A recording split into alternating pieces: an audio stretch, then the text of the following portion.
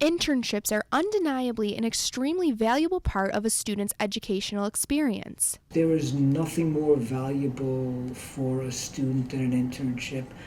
I don't understand how you can learn something so hands-on when you don't actually do it. But the debate over whether or not an internship should be paid is changing the structure of internships and what they mean for students looking to get one. So how has unpaid internships gone unlooked for so long? Well, in recent years, the number of unpaid internships has exploded, which caused an increase in labor activists advocating for interns. And finally, in 2010, the Department of Labor passed their internship guidelines. The criteria includes the following: if the internship provides an educational environment, if it is structured to benefit the intern employer cannot benefit from having the intern cannot be promised a job after completing the internship does not displace paid employees, and finally that the intern and the boss have a mutual understanding that it is an unpaid position. However, the question boils down to how the intern spends their time while working for the company. The actual experience for the intern should not be different whatsoever. Meet Pat, Joe, and Rachel.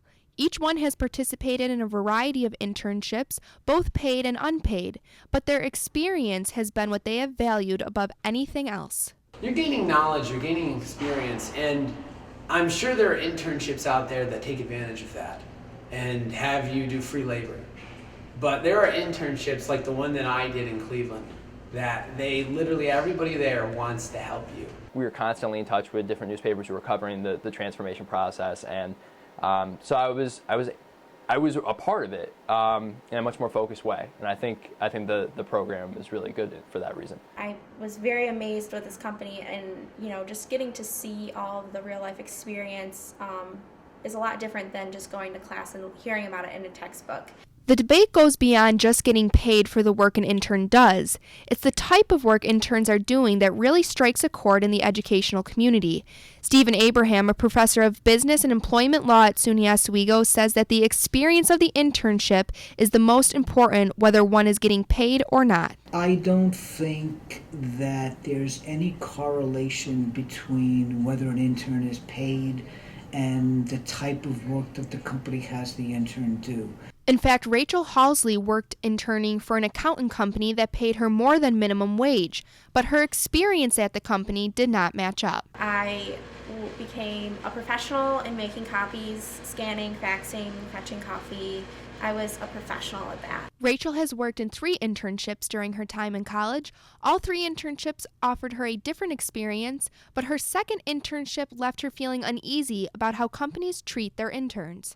I went in there and I had my interview and I thought I was going to be doing real tax accounting, and I was going to be preparing returns, and how cool and exciting that was going to be, and it wasn't anything like that. The Department of Labor has sought to correct this mistreatment of interns and encourages an educational environment. So the more educational the experience is, the higher the probability that the intern will not have to be paid. In fact, Professor Abraham feels that this requirement will force companies to rethink the role of their interns. What I would hope that a lot of business would do is just restructure their internships in such a way that they wouldn't have to pay the interns.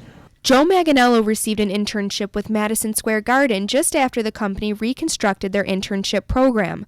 The reconstruction followed numerous lawsuits against Madison Square Garden for not paying their interns. The Garden took an initiative. They redid their entire internship program. They called it the Student Associate Program, and just started building it from the bottom up.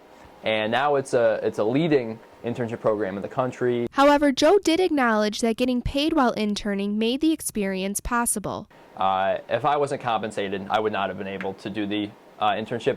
The fact that Joe would not have been able to take an unpaid internship is a problem facing millions of college students. Surveys show that millions of lower to middle class college students simply cannot afford to work for free.